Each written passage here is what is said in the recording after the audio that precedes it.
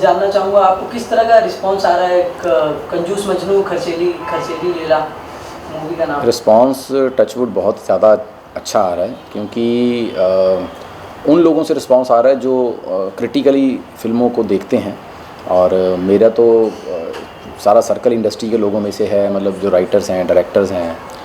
और जब उन लोगों से जो बहुत अच्छा काम कर रहे हैं इंडस्ट्री में, और ख़ासकर पिछले 15-20 साल से सिर्फ कॉमेडी ही कर रहे हैं, जब वो लोग कहते हैं कि राजीव ये ट्रेलर कुछ डिफरेंट आया है और ये तुझे अलग लीग में लेके जाएगा, तो सुन के बड़ी खुशी होती है। और सच में मतलब इतनी गारंटी दे सकते हैं कि ये फ़िल्म जो भी देखेगा कम से कम शिकायत वाला मुंह लेके बाहर नहीं आएगा। हमने कंजूसी की है फ़िल्म बनाने में, यानी कि जो करैक्टर है वो कंजूस हैं, लेकिन एंटरटेनमेंट में जो हमारे राइटर हैं, डायरेक्टर हैं, उन्होंने कोई भी कंजूसी नहीं की है, वो भर भर के है। और फिल्म की सबसे खासियत है जो इसका एंड में एक मैसेज है जो हमने छिपा के रखा ट्रेलर में, वो जब सामने आता है कि ये कंजूसी क्यों करता है, मुझे लगता है कि अगर समाज उसका 10% भी अपने हिस्से में ले गया तो ये सोसाइटी में चेंज ला सकता है। राजीव, साथ ही में ये भी जानना चाहूँगा किस तरह का कैरेक्टर से किरदार के बारे में बताना चाहोगे? पहले मैं ये ज़रूर बताना चाहूँगा कि ये जो हमारी फ़िल्म है ये तो बाइलिंगुअल बनी है और पंजाबी और हिंदी दोनों में है।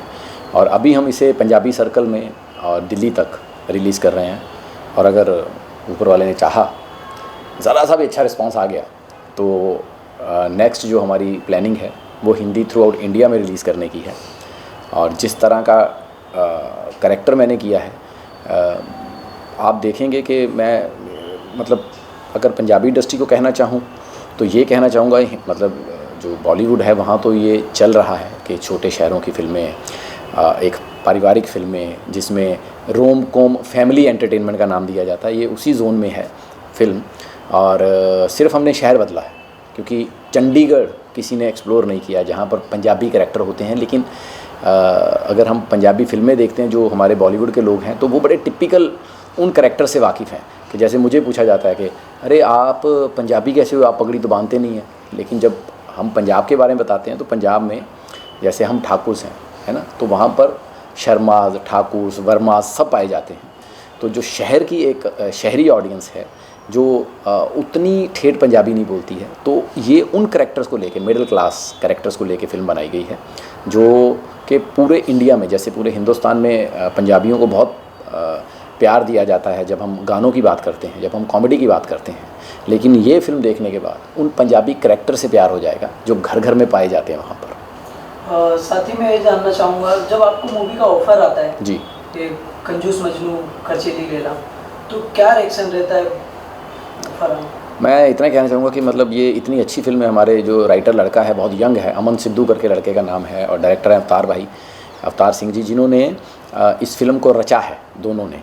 और जब मुझे पहली बार नरेशन के लिए चंडीगढ़ बुलाया गया था तो मैं जाके जो थोड़े बहुत चेंजेस थे एक आधे कैरेक्टर में वो किए, उसके बाद मैंने कहा बाकी हम सेट पे देखेंगे। लेकिन टचवुड, जैसा कि मैं बड़ा क्लियरली बताना चाहूँगा कि ये फ़िल्म में अगर हम देखेंगे कि जो एक हर परिवार की समस्या चल रही है लाइफ में, मतलब मैं अगर ये फ़िल्म देखोगे आप तो आपको इसके कैरेक्टर अपने फैमिली में दिख जाएंगे। क्योंकि मैंने तो अक्सर देखा है कि हमारे पापा मम्मी को बोलते रहते थे, तू बहुत खर्चीली है यार, रोज़ पैसे मांगती रहती है, पता नहीं कहाँ खर्चे करते हो इतने यार, कौन सी सब्ज़ी इतनी महंगी हो गई यार।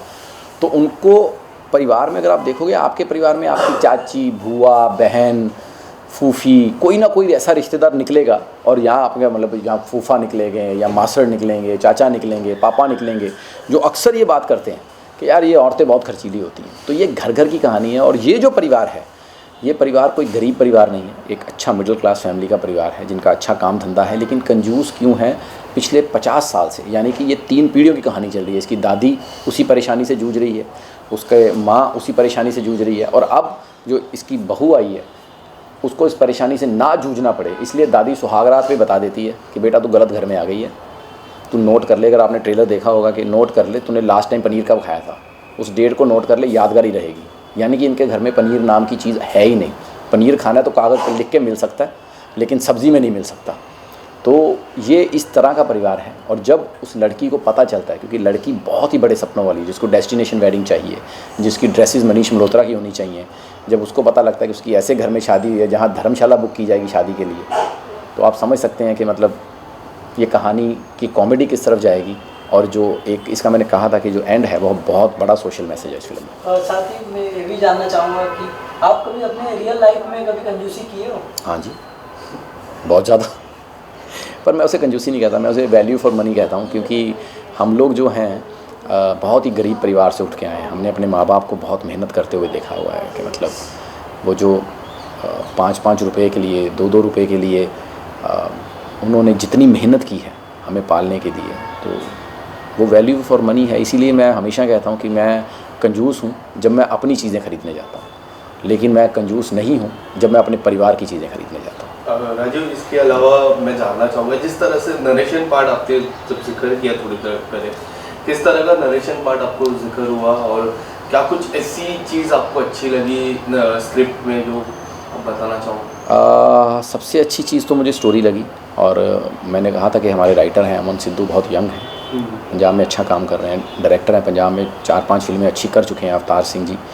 ये उनकी दिमाग की उपज थी इस आइडिया पे। और जब मुझे नरेशन के लिए बुलाया गया था तो मैंने जब स्टोरी सुनी तो 1-2 चेंजेस किए मैंने, जो फिल्म में बहुत अच्छे निकल के आए हैं। कि जैसे हमारा तलाक का केस एक नया शादीशुदा जोड़ा ही लड़ रहा है, तो जज का पहले हिस्सा होता है, ओ हो कहते वाह वाह, तलाक का केस मिस्टर एंड मिसेज लड़ेंगे, बड़ा मज़ा आएगा। और सच में पूरी फिल्म में मज़ा आता उसी कैरेक्टर की वजह से कि वकील को बीवी बोलने नहीं देती अदालत में, तो कैसे वो ह्यूमरस चीज़ें निकल के आ रही हैं। और सबसे अच्छी मैं ये गारंटी देता हूँ, जैसे हमें दुनिया जानती है कि हम स्टैंड अप कॉमेडियन हैं, हम 15-20 साल से जब काम कर रहे हैं तो अपनी स्क्रिप्टों पे बहुत काम करते हैं, खुद इनपुट्स बहुत डालते हैं, लेकिन मैं गारंटी देता हूँ कि फ़िल्म इतनी अच्छी लिखी गई थी, यकीन मानिए जैसी लिखी थी वैसी शूट करती, मुझे एक लाइन भी ऐड करने की ज़रूरत नहीं पड़ी, मतलब इतनी अच्छी लिखी हुई फिल्म थी।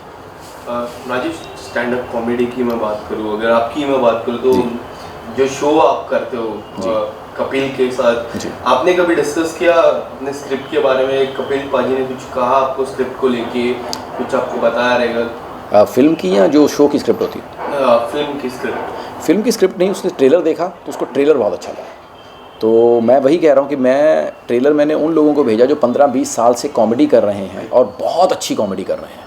तो जब उन सब लोगों ने एक ट्रेलर को अप्रिशिएट किया, मतलब जैसे मेरे साथ अंबरदीप सिंह हैं जो पंजाब के इस वक्त नंबर 1 राइटर डायरेक्टर हैं, उनका जब सामने से खुद फ़ोन आता है कि पाजी ट्रेलर ने कमाल कर दिया, मतलब बहुत अलग ट्रेलर निकल के आया, तो फिर मुझे यकीन हो गया कि जब उन लोगों को ट्रेलर पसंद आ रहा है कि जिन्होंने कॉमेडी में बहुत नाम किया है और बहुत काम किया है, बहुत रुतबे से काम किया है, तो मुझे यकीन हो गया कि ये फ़िल्म अच्छा काम करे। और फिल्म मुझे पता है कि अच्छी ही है।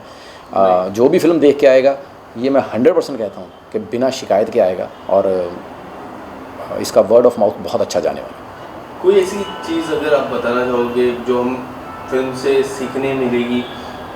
मैं वही कह रहा हूँ, वो जो है, वो जो एक मैसेज है जो लास्ट में है, उसके लिए फ़िल्म देखनी पड़ेगी। और मैसेज सच में बिलीव मी कि वो समाज को सुधारने वाला मैसेज है। और जब आपको पता चलेगा कि जो हीरोइन पूरी फिल्म में हीरो से इसलिए नफ़रत करती है कि ये कंजूसी क्यों करता है, जब उसका ओरिजिनल रियल रीज़न पता चलेगा कि ये परिवार क्यों कंजूसी करता है, आपको पूरे परिवार से मोहब्बत हो जाएगी।